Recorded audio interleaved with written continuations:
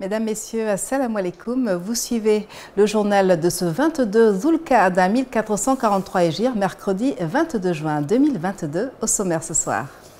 Le convoyage des pèlerins ivoiriens en Arabie Saoudite se poursuit. Plus de 1500 d'entre eux ont déjà foulé la Terre Sainte. Le 4e vol a atterri ce matin à Médine. Vous entendrez nos pèlerins dans ce journal.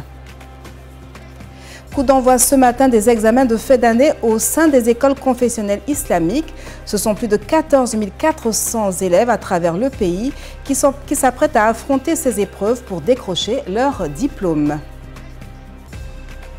À la une également, 8 ans après leur enlèvement, 2 anciennes écolières des filles de Chibok ont été retrouvées hier, annonce l'armée nigériane.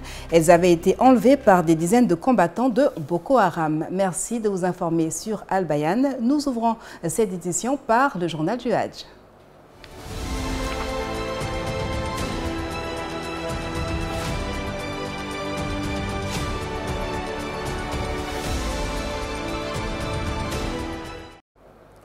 Les pèlerins ivoiriens continuent de rallier l'Arabie Saoudite pour l'accomplissement du 5e pilier de l'islam. Toutes les commissions sont à pied d'œuvre pour la réussite de ce voyage hautement spirituel. C'est le cas de la commission gestion, départ et retour, GDR. Les précisions dans ce reportage signé Bokoum Adjouma, Bomba Ibrahim et Abdelaziz Diallo. À quelques minutes du décollage du 4e vol à destination de Médine, ce formateur adresse un dernier message aux hôtes d'Allah. Dans son propos, il met l'accent sur le respect des consignes données au cours des différentes sessions de formation initiées par le commissariat du Hajj. Donc, s'il vous plaît, le sac que vous voyez, ce sac-là, les organisateurs, le commissariat a baptisé ça Tamagnon. C'est mon compagnon. Ce compagnon-là, vous devez l'avoir à tout instant et en tout lieu. Si vous rentrez dans la mosquée de Médine, si on dit Aïe Safa, Safa, Safa, Safa, par la porte par laquelle tu es rentré, tu peux ne pas sortir par cette même porte-là. Et tu peux te perdre de chemin. Avec ça, tu vas toujours voir un Ivoirien quelque part. Et vous allez vous retrouver pour fraterniser, etc. Plus de 300 pèlerins composent cette 4e vague du contingent étatique. Parmi eux, les envoyés spéciaux du groupe média Al Bayan. Ces derniers se disent prêts à faire vivre de bout en bout l'ensemble des rites du Hajj aux musulmans restés au pays. Nous allons en Terre Sainte pour le reportage du Hajj 2022. C'est une joie indescriptible pour nous. Aujourd'hui, pour notre premier Hajj, nous remercions la direction générale de Radio Al Bayan qui nous a choisis pour aller couvrir l'événement et nous remercions également l'État de Côte d'Ivoire qui a tout mis en œuvre pour que le Hajj 2022 soit possible. Bien sûr, Al Bayan, au cœur des grands événements, nous accompagnons les pèlerins ivoiriens dans cette étape très importante. Et bien sûr, vous pourrez donc vivre toutes les étapes du Hajj en notre compagnie à travers bien sûr nos reportages, les interviews, les émissions, les éditions spéciales sur la télévision Al Bayan, mais également sur la radio et surtout sur les plateformes digitales du groupe Média Al Bayan. Débuté le 19 juin dernier, les départs pour le Hajj 2022 sont prévus tous les soirs jusqu'au samedi prochain. En ce qui concerne le contingent étatique, plus de 1000 pèlerins ont déjà foulé le sol saoudien. Et c'est aujourd'hui, aux alentours de 10 h, temps universel, que le 4e vol a atterri à l'aéroport international de Médine.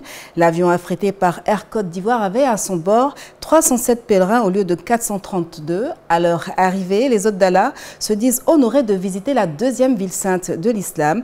Le reportage de nos envoyés spéciaux, Kanate Kassoum et Kamakate Al-Hassan Habiboula.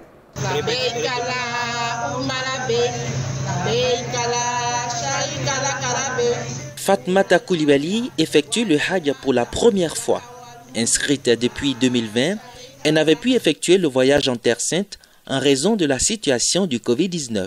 Ce jour est une bouffée d'oxygène pour elle. Je dis vraiment merci au bon Dieu de m'avoir appelé parce que de coutume c'est ce qu'on dit et on dit qu'on va répondre à l'appel du bon Dieu. Et je pense que le bon Dieu n'appelle pas n'importe qui.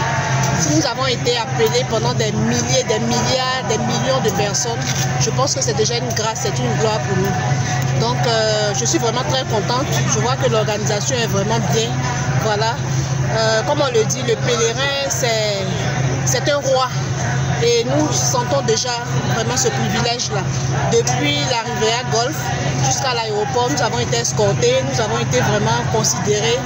Et nous prions Dieu qui nous donne la force de pouvoir vraiment accomplir le pèlerinage comme il se doit. Comme elle, ils sont au nombre de 307 pèlerins à bord de la compagnie saoudienne Flynas pour ce 4e vol. Après plus de 6 heures de vol, l'avion atterrit enfin à l'aéroport international Prince Mohamed Abdelaziz de Médine à 10h GMT. Des sentiments de reconnaissance qui se traduisent par la prosternation. Cap a été mis ensuite sur l'hôtel Harmonie où logent les hôtes d'Allah. Il y a des agents dans nos collègues sur les paliers qui les dirigent vers les champs. Voilà, c'est aussi facile que ça. Je pense que c'est ce qui fait que l'hébergement est rapide. Un programme chargé les attend durant 3 jours selon le responsable du 4e vol.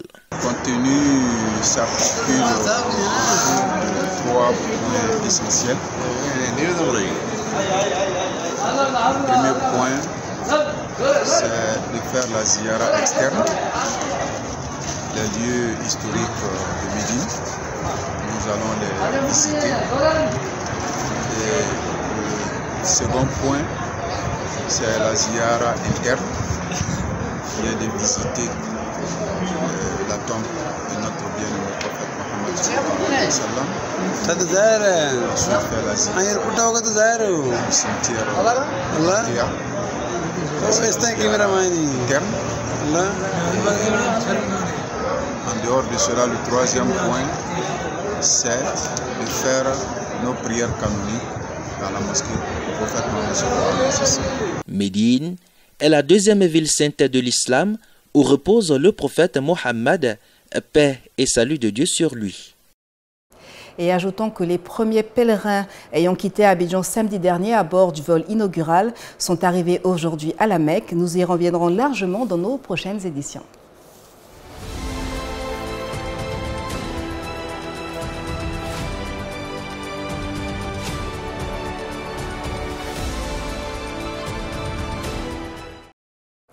Les examens islamiques de fin d'année dans les écoles confessionnelles islamiques ont démarré ce matin. Le coup d'envoi a été donné par le président de la conférence de l'enseignement confessionnel islamique en Côte d'Ivoire, l'imam Aboubacar Konaté, en présence du représentant du ministre de l'Éducation nationale et de l'alphabétisation. Le CEP, le BPC et le BAC, tout se tient simultanément et sur 2 jours. 14 492 candidats enregistrés sur l'étendue du territoire national sont à l'assaut de ces examens. Après la visite des centres, la plateforme des structures islamiques d'éducation a animé une conférence de presse à l'école Sabil Fala d'Abobo. Le président de la conférence des structures d'enseignement confessionnel et celui de la commission en charge de l'intégration des écoles islamiques déclarent être satisfait du bon déroulement de ces examens. Alhamdulillah, ce matin, on a visité les centres des examens. Nous avons vu beaucoup de choses et nous avons donné quand même beaucoup de conseils à nos enfants, à nos élèves. On leur a demandé de ne jamais tricher parce que celui qui triche, il est hors de la religion musulmane. Donc nous avons donné ce conseil-là à nos élèves. Alhamdulillah, ça s'est très bien passé et nous sommes en train de continuer à donner les conseils, non seulement à nos élèves, mais à toute la Côte d'Ivoire. Au nom du ministère de l'Éducation nationale et de l'alphabétisation, pour voir comment les examens se passent. Et nous sommes là depuis 8h30.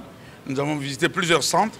Nous avons vu que les choses se passent très bien, que les examinateurs sont en place, les élèves sont en place. Ils ont environ 14 000 candidats repartis entre le CEP et le BP et le BAC. Et les choses se passent dans de très bonnes conditions. La plupart de ces écoles sont intégrées dans le système éducatif ivoirien. Plus de 800 écoles islamiques sont reconnues par l'État de Côte d'Ivoire à ce jour. L'occasion a été saisie par le président de la conférence de l'enseignement confessionnel en Côte d'Ivoire, l'imam Aboubacar Konaté, pour exprimer la reconnaissance de la communauté musulmane aux autorités nationales.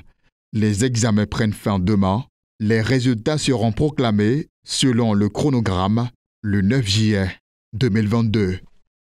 Reportage signé Koïta Makalou et Yacoub Koné. Du côté d'Odiéné, les élèves des écoles confessionnelles islamiques de l'intérieur du pays ont aussi répondu présents dans les centres d'examen. C'est le constat fait par notre correspondant sur place, Cissé Daouda Larchik, avec un commentaire de Soumeya Sanogo.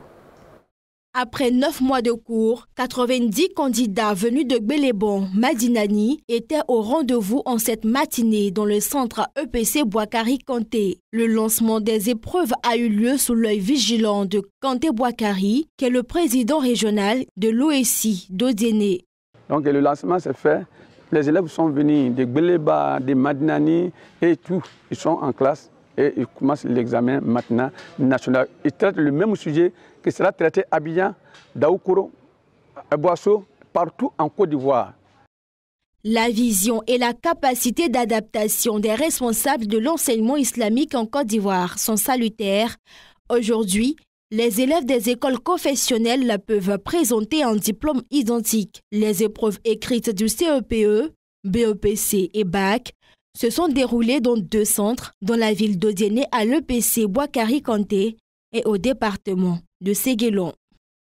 Et toujours sur le même sujet, la Ligue des établissements confessionnels islamiques et Médarsa de Côte d'Ivoire a lancé hier ses examens de fin d'année scolaire.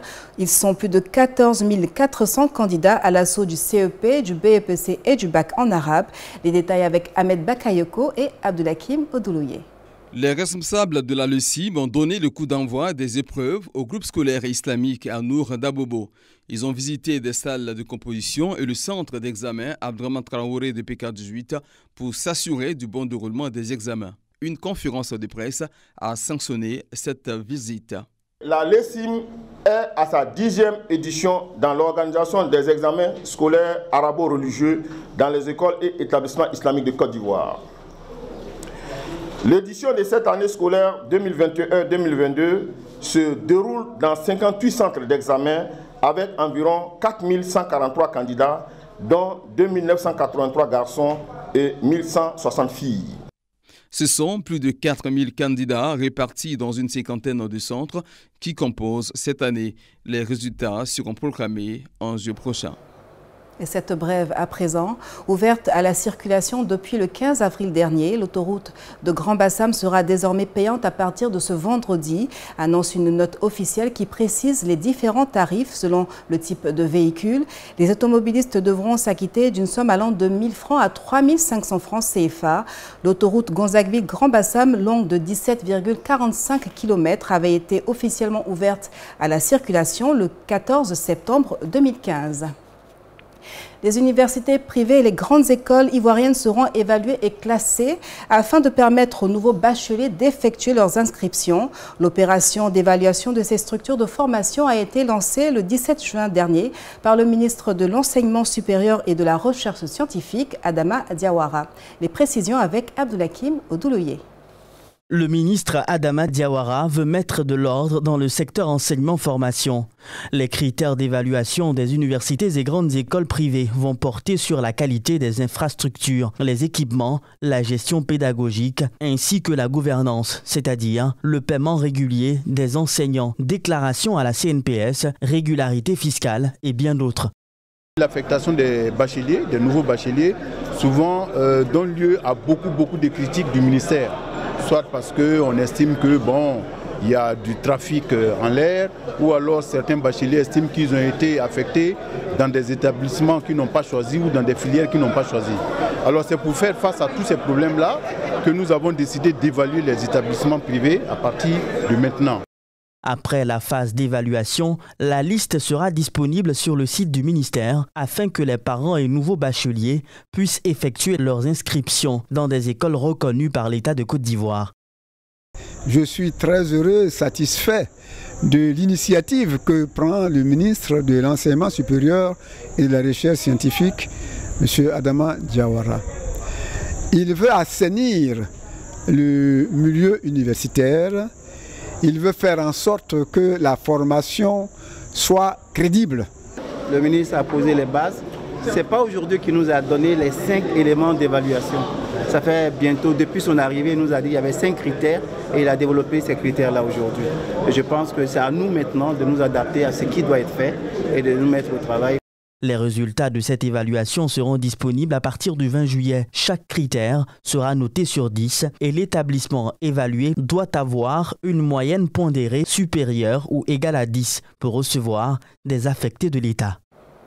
Et c'était un commentaire d'Abdelaziz Diallo.